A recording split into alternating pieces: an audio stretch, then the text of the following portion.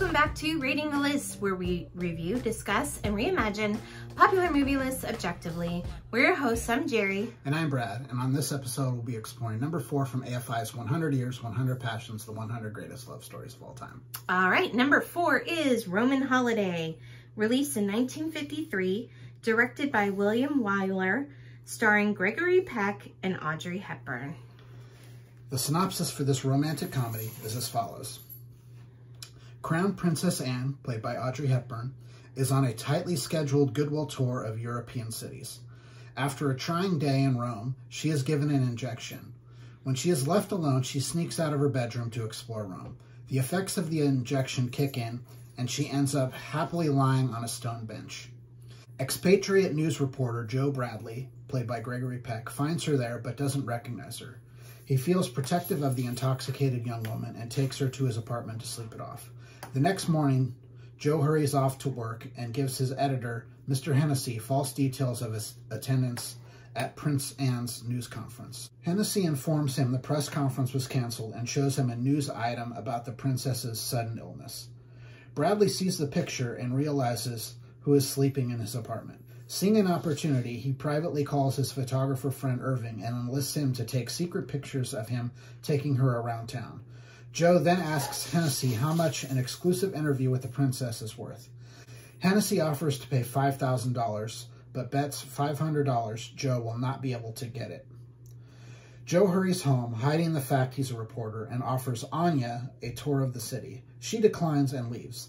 She explores an outdoor market, buys a pair of shoes, and gets her long hair cut short. Joe follows her and meets her on the Spanish Steps, making it appear random. This time, he convinces her to join him and takes her to a street cafe where he is meeting Irving. When Anya tries to drive Joe through heavy traffic on his Vespa, they are all arrested. Joe and Irving flash their press passes and are released, telling Anya they are fake. They then visit the Mouth of Truth and the Colosseum before attending a dance on a boat Anya was invited to by her barber. Government agents hired to locate her, find her, and try to forcibly take her away. A big fight ensues and Joe and Anne eventually escape, sharing a kiss on a riverbank. Later at Joe's apartment, they dry their wet clothes and share tender, bittersweet moments. Regretfully bowing to her royal responsibilities, Anne asks Joe to drive her to a corner near the embassy. They kiss again, and she bids him a tearful farewell. Joe decides not to write the story, but tells Irving he is free to sell the photos. Joe and Irving attend the postponed press conference, much to Princess Anne's surprise. Joe assures Anne, in words she will understand but others won't, that he will print nothing about their day together. Irving presents her the photos in an envelope, letting her know the secret is safe with him as well. The press conference ends and Joe stays after everyone else leaves for a moment before slowly walking away.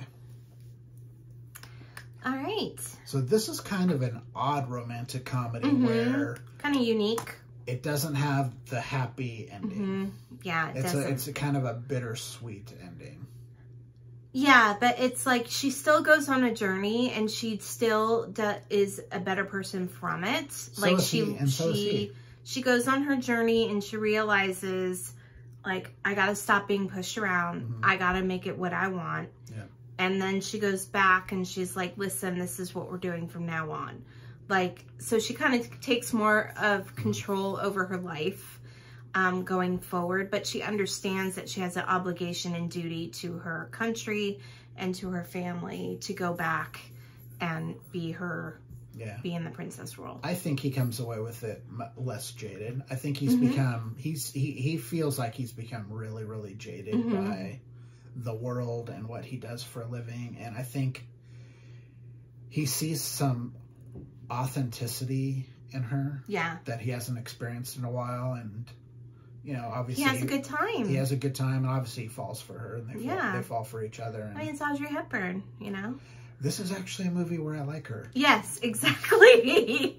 Like, she's been in so many of these movies on this list, and this is the first time where I'm like, okay, I get it.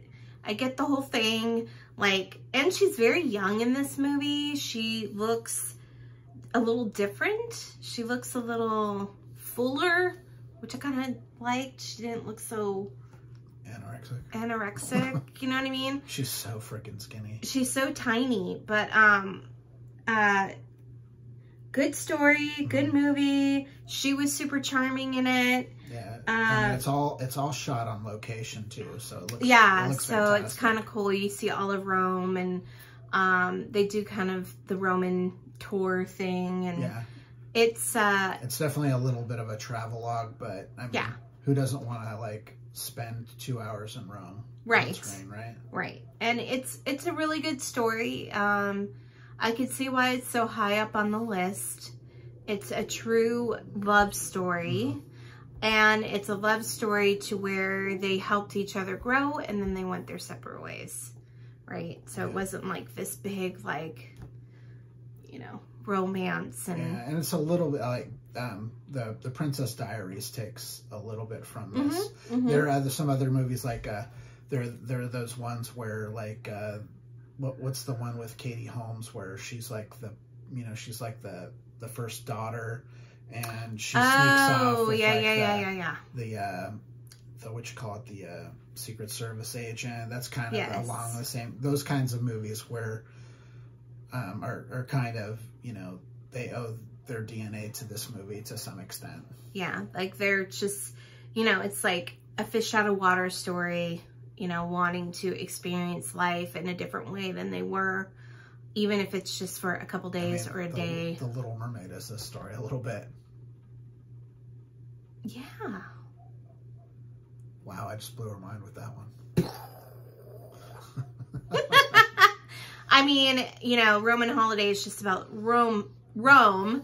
Little Mermaid's about the whole world outside of the water. But, I mean, it's someone in a different world. A whole new world. Oh, that's Aladdin. It is Aladdin, but it's still Disney. Okay. So it fits. I made it fit. Okay. Yeah, great movie. If you have never seen this movie, you should really treat yourself and give it a watch. It's a really good looking movie. It is, and it's, when did it come out? 53, which is weird for us because we don't typically not like movies that come out in the 50s. Yeah, the 50s was a rough decade. It was a rough decade for us, at least. I feel like or at least movies on this list. Yeah, or at least, you know, people of color and females. So yeah, what do we rate it? I gave it a 66, you gave it a 67, so the list score is 66.5. All right. Well, if you'd like to tell us a little bit about what you thought about Roman Holiday, please leave a comment below.